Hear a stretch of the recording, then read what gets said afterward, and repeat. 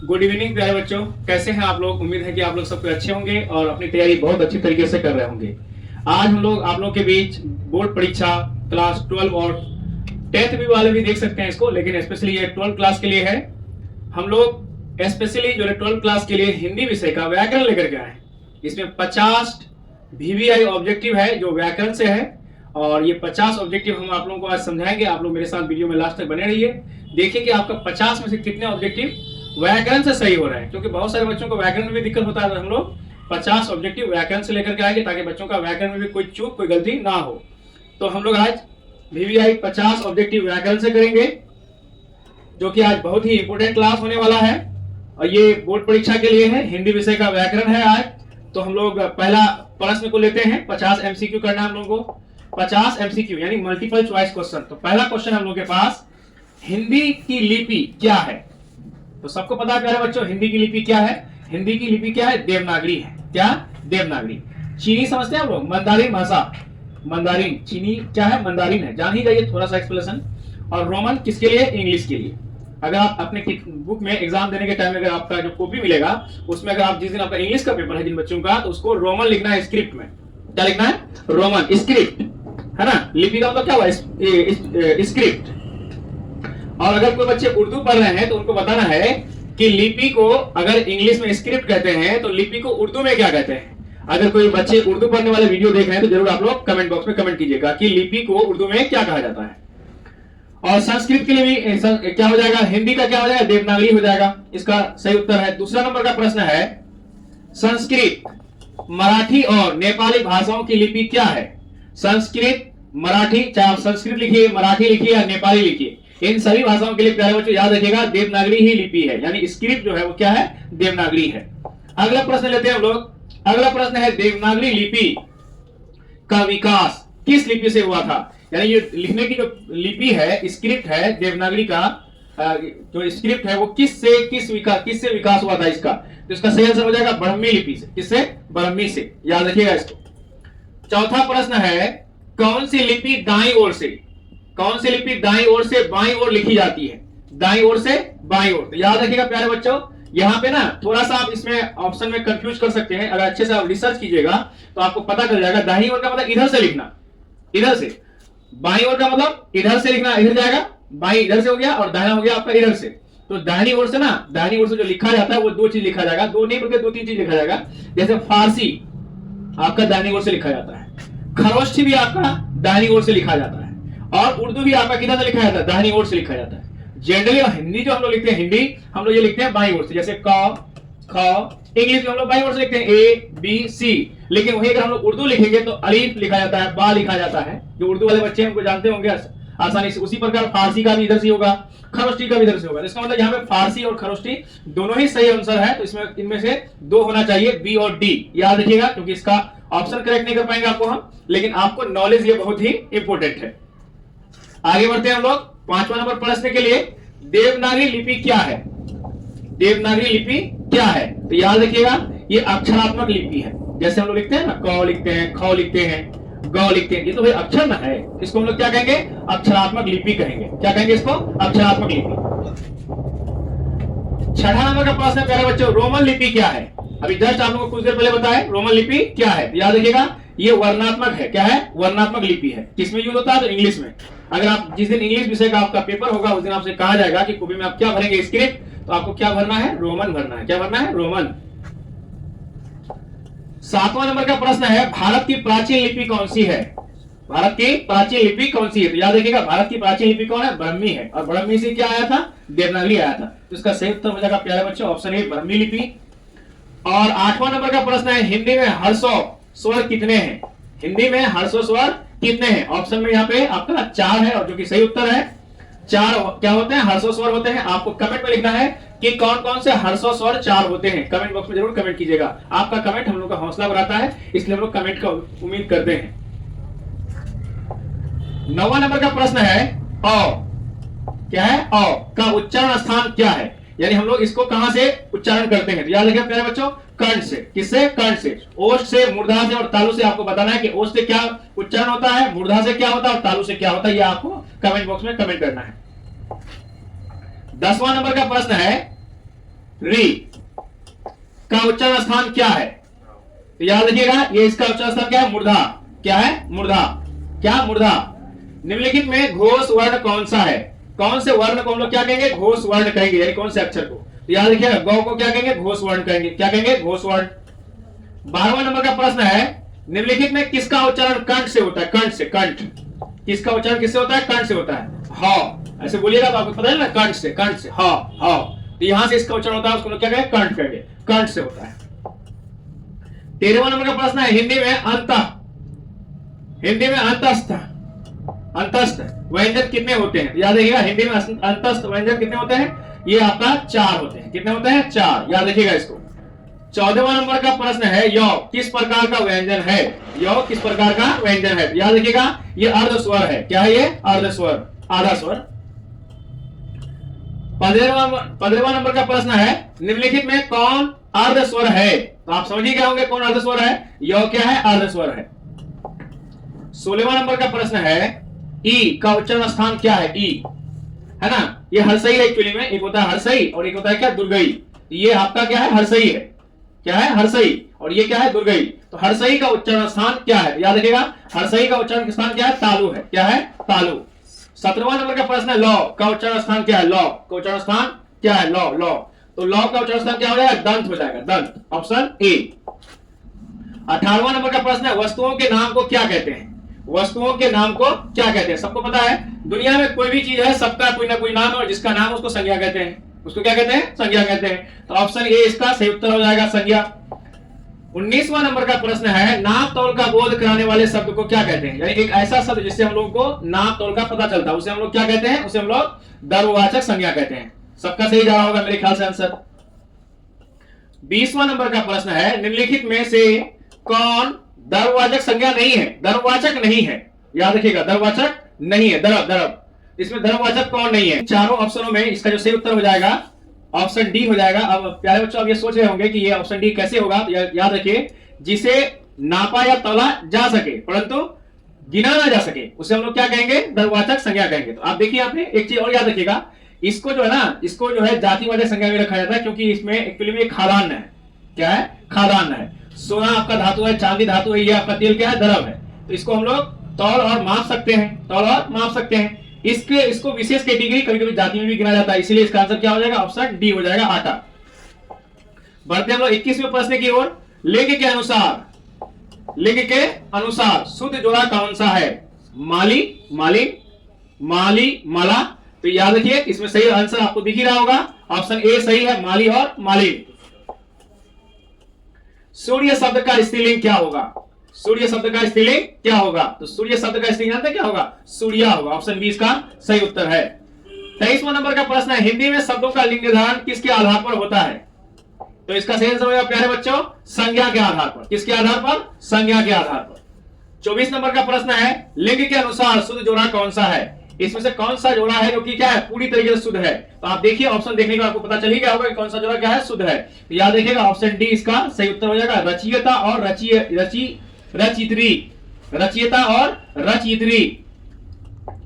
25वां number का question है, निम्नलिखित में से कौन सा शब्द स्त्रीलिंग है? कौन सा शब्द क्या है? स्त्रीलिंग है। तो याद रखिएगा प्यारे बच्चों, सिया जो है ना, ये पुल्लिंग है, सारा ये भी पुल्लिंग है, सूची पत्र ये भी क्या है? पुल्लिंग है। अगर स्त्रीलिंग में है तो कौन है? परिषद है।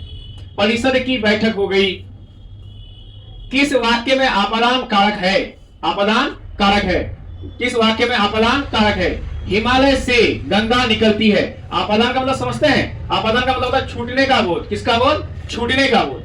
जब किसी चीज से छूटते हैं तो क्या हो जाएगा? से लगेगा। तो कैसा? कोई चीज छोड़ के जा रहे हैं या कोई चीज किसी चीज से छूट रहा है तो वहां पर क्या हो जाएगा? आपादान हो जाएगा, यानी से। इसका सही आंसर क्या हो जाएगा? जैसे हिमालय से, इसमें गंगा कहां से निकलती है? हिमालय से निकलती है, हिमालय से छूटती है। इसका आंसर हो जाएगा ऑप्शन सी। 27वां नंबर का क्वेश्चन है, मीरा को गंदगी से बहुत घृणा है। यहां भी क्या है? इस वाक्य में से किस कारक की विभक्ति है? से। इसका मतलब ये हुआ कि आप यह समझिए, यहां क्या हो जाएगा? आपादान कारक हो जाएगा। क्या हो जाएगा? आपादान कारक। 28 नंबर का प्रश्न है, राम ने भिखारी को पैसे दिए।